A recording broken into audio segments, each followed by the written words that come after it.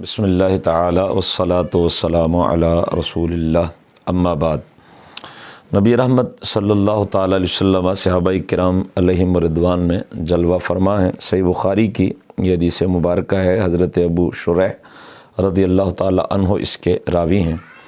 فرماتے ہیں ان النبی صلی اللہ تعالی علیہ وسلم قال، رسول پاک صلی اللہ تعالی علیہ وسلم جلوہ فرما ہیں اور ارشاد فرماتے ہیں واللہ لا یؤمن واللہ لا یؤمن واللہ لا یؤمن۔ فرمایا اللہ کی قسم ہے کہ مومن نہیں ہے، اللہ کی قسم ہے کہ مومن نہیں ہے، اللہ کی قسم ہے کہ مومن نہیں ہے۔ اب میرے آقا صلی اللہ تعالی علیہ وسلم جب کلام فرمائیں تو صحیح بخاری ہی کی عروہ بن مسعود ثقفی رضی اللہ تعالی عنہ جب انہوں نے کلمہ نہیں پڑھا تھا، مقام حدیبیہ پہ جب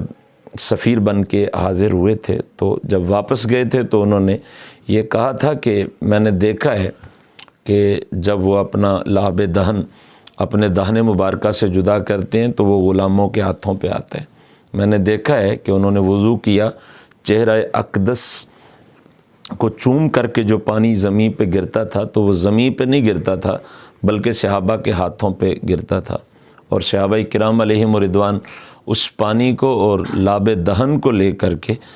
اپنے ہاتھوں کو مل کے اپنے چہروں کو اور اپنے سینوں سے لگاتے تھے۔ اور تیسری بات انہوں نے یہ کہی کہ جب وہ کلام کرتے ہیں تو سارے کے سارے ہم تن گوش ہو کر وہ اپنے نبی صلی اللہ تعالی علیہ وسلم کا کلام سنتے ہیں۔ اب یہاں پہ تو میرے آقا صلی اللہ تعالی علیہ وسلم نے 3 مرتبہ قسم ارشاد فرما دی۔ صحابہ کرام تو بغیر قسم کے ہی ہم تن گوش ہوتے ہیں، مگر آج صحابہ کرام علیہم رضوان کی حیرت کی کوئی انتہا نہ رہی۔ قیلا ومن یا رسول اللہ صلی اللہ علیہ وسلم، صحابہ کرام علیہم رضوان نے عرض کیا یا رسول اللہ علیہ الصلوۃ والسلام، کون مومن نہیں ہے کہ جس کے بارے میں آپ 3 مرتبہ فرما رہے ہیں واللہ لا یؤمن واللہ لا یؤمن واللہ لا یؤمن؟ قال، میرے حضور صلی اللہ تعالی علیہ وسلم نے ارشاد فرمایا الذی لا یأمن جارہ بوائقہ، فرمایا وہ مومن نہیں ہے جس کا پڑوسی اس کی شرارتوں سے محفوظ نہیں ہے۔ جس کا پڑوسی اس کی شرارتوں سے محفوظ ہے وہی مومن ہے۔ آئیں اس حدیث مبارکہ کو مد نظر رکھتے ہوئے ہم اپنے کردار کو دیکھیں، اپنی سیرت کو دیکھیں اور اپنے معاملات کو دیکھیں۔ کتنے معاملات ایسے ہیں کہ ہم بغیر کسی وجہ کے ہی اپنے ہمسایوں کو اپنی شرارتوں میں مبتلا کر کے پریشان کر دیتے ہیں۔ گھر میں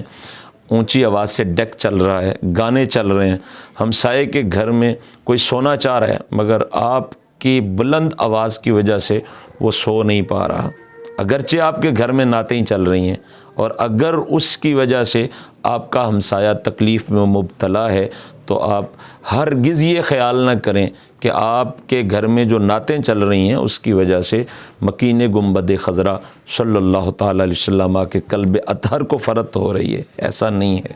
اگر نعت چلانے کی وجہ سے، تلاوت چلانے کی وجہ سے، بلند آواز کی وجہ سے آپ کا ہمسایہ تکلیف میں مبتلا ہے تو اس تلاوت کا اور اس نعت خوانی کا ثواب نہیں ہوگا، بلکہ قیامت کے دن اس کے بارے میں آپ سے پوچھا جائے گا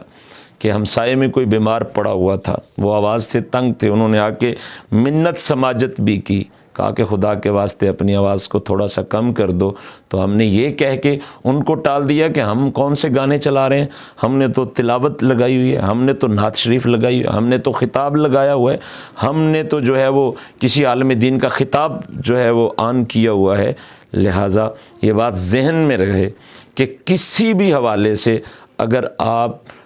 اپنے ہمسائے کو تکلیف پہنچا رہے ہیں تو یہ اللہ اور اس کے رسول کا ناپسندیدہ عمل ہے۔ مشکات المصابیح میں بھی حضرت عبداللہ ابن عباس رضی اللہ تعالی عنہما فرماتے ہیں کہ میں نے رسول کریم صلی اللہ تعالی علیہ وسلم کو فرماتے ہوئے یہ سنا لیس المؤمن بالذی یشبع وجارہ جائع الی جنبہ،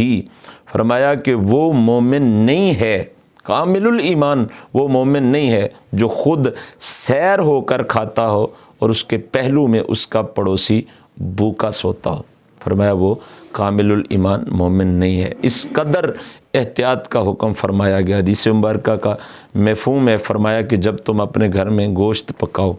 تو تھوڑا سا اس میں پانی زیادہ ملا لو، شوربہ بنا لو، 2-1 بوٹیاں اور تھوڑا سا شوربہ ملا کر کے اپنے ہمسائے کے گھر میں بھی بھیج دو۔ اور اگر تم اپنے ہمسائے کے گھر میں سالن نہیں بھیج سکتے تو فرمایا پھر اپنی پکتی ہوئی ہنڈیا کا دھواں بھی ہمسائے کے گھر میں نہیں جانا چاہیے۔ یا رسول اللہ علیہ الصلاۃ والسلام، یہ کون سی پابندی ہوئی اور یہ کیسی پابندی ہوئی اور اس کا سبب کیا ہے؟ تو اس میں راز یہ ہے کہ حضور صلی اللہ تعالیٰ علیہ وسلم یہ چاہتے ہیں کہ ہو سکتا ہے تمہارے ہمسائے کا دل بھی کر رہا ہو کہ میرے گھر میں بھی گوشت پکایا جائے، مگر وہ بیچارہ فقر و فاقے میں مبتلا ہے، وہ مزدور ہے، دہاڑی داڑ ہے، وہ ممکن ہی نہیں کہ وہ اپنے